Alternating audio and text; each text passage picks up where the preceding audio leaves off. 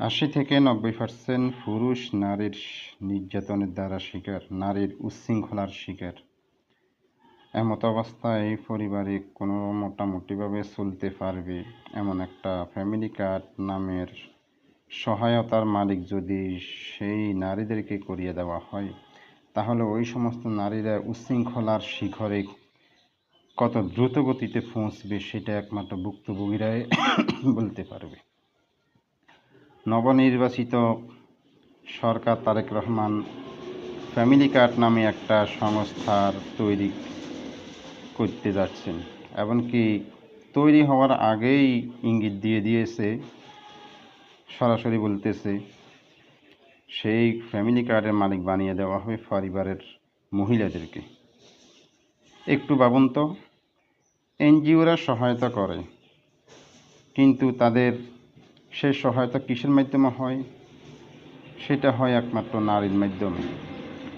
আপনি পুরুষ মানুষ, বাজার সদাই, পরিবার কিভাবে চলতে হবে, ঘর দুয়ার এগুলি মেরামত, পারিবারিক সকল কিছুর একমাত্র দায়িত্ব পুরুষের, কিন্তু টাকার মালিক হবে নারী। এটাই আমাদের আজকে যুক্তির বিষয়, আজকে এগুলি আমাদের আকলের বিষয়। তাহলে সেই টাকা, সেই অর্থের মালিক যদি নারীর দিকে করে দেওয়া হয়, এমনিতে বর্তমানে 80-90% পুরুষ নারীর নির্যাতনের দ্বারা শিকার, নারীর উচ্ছৃঙ্খলতার শিকার। তাহলে এই সমস্ত ফ্যামিলি কার্ড নামে, বিভিন্ন সহায়তা নামের সেই অর্থের মালিক, টাকার মালিক যদি সেই নারীদেরকে যদি করিয়ে দেওয়া হয়, তাহলে ওই সমস্ত নারীরা উচ্ছৃঙ্খলতার কত শিখরে, উচ্ছৃঙ্খলতার শিকারের কত দ্রুত এগিয়ে যাবে ভুক্তভোগীরা বলতে পারবে।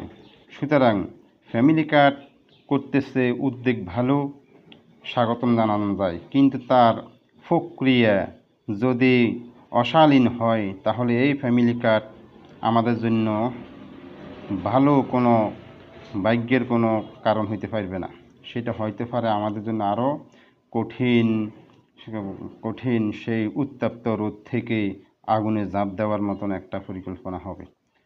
বর্তমানে এনজিওরা নারীদেরকে ঘর থেকে বের হওয়ার জন্য বিভিন্ন সহযোগিতার নামে, অর্থের নামে তারা সংস্থা তৈরি করতেছে।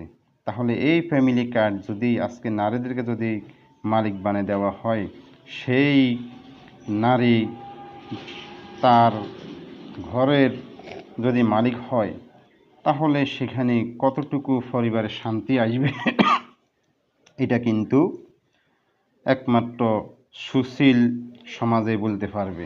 সুতরাং তারেক রহমানের যেই ফ্যামিলি কার্ডের সংস্থা তৈরি করতে যাচ্ছে, ব্যবস্থা করতে যাচ্ছে, সেটা এখনও তৈরি হয় নাই, এখনও কার্যকারী হয় নাই। তবে আমাদের পক্ষ থেকে একান্তভাবে থাকবে সেটার মালিক, কার্ডের মালিক কোনো পরিবার, কোনো নারীকে দেওয়া যাতে করে না হয়, সেটা পুরুষকে দিবে, পুরুষে পরিবারের জন্য খরচ করবে। এই কম আকল সরকার বলতেছে পুরুষে দোকানে যাইয়া সেটা সিগারেট দ্বারা টাকা উড়িয়ে দিবে। তোমার ফ্যামিলি কার্ডের টাকা যদি সিগারেট দ্বারা যদি উড়িয়ে দিতে পারে, সেই টাকার মালিক যদি নারীদেরকে বানাইয়া দাও, তাহলে সেই নারীর কাছে যে টাকা থাকে, পুরুষে ইনকাম করে যেই টাকা করতো, সেই টাকা এখন দোকানে নিয়ে কি সিগারেট জ্বালিয়ে উড়িয়ে দিতে পারবে না? সরকারের পক্ষ থেকে তো পরিবারের টাকা পাইতেছে, সেখানে পুরুষে কেন আর টাকা দিবে পরিবারে? কাজ চিন্তায় এটা মাথাতে আসতে পারে না আমাদের? ফ্যামিলি কার্ডের টাকা যদি পুরুষ যদি সিগারেট জ্বালিয়ে যদি শেষ করে দিতে পারে, তাহলে ফ্যামিলি কার্ডের সেই টাকা তো মহিলাদের কাছে থাকলেও ওগুলি দিয়ে সংসার পরিবারের চালানোর ব্যবস্থা করবে। পুরুষে যেই টাকা ইনকাম করে সেটা সে এতদিন যেটা পরিবারে খরচ করতো, সেটা এখন সে সিগারেট জ্বালিয়ে খরচ করবে, কারণ পরিবারকে তো দিতেছে সরকার। সুতরাং সিগারেট জ্বালিয়ে পুরুষকে টাকা দিলে সিগারেট জ্বালিয়ে সে খরচ করে দিবে, এই জন্য নারীদেরকে দিতেছি, এগুলি কোনো যুক্তির কথা নয়। এগুলো হলো বেকুবের কথা, এগুলো হলো আহাম্মকের কথা, এগুলি হলো একটা প্রতারকের কথা। সুতরাং যদি ফ্যামিলি কার্ডের দ্বারা দেশের মানুষ যদি শান্তি পাইতে হয়, সে ফ্যামিলি কার্ডের মালিক বানা দিতে হবে পরিবারের পুরুষকে। সুতরাং এই বিষয়ে সুশৃঙ্খল বা যারা আমরা জ্ঞানী পরামর্শদাতা আছি, তারা যাতে করে সরকারের এই নগ্ন পরিকল্পনাকে পরিবর্তন করে ফ্যামিলি কার্ড পুরুষের হাতে দেওয়ার ব্যবস্থা করে। সবাই সচেতন থাকবেন, সবাই এই ব্যাপারে সবাই জানা সবাই এই ব্যাপারে সরকারকে বাধ্য করবেন যাতে করে সেই ফ্যামিলি কার্ড পুরুষের হাতে দেওয়া হয়।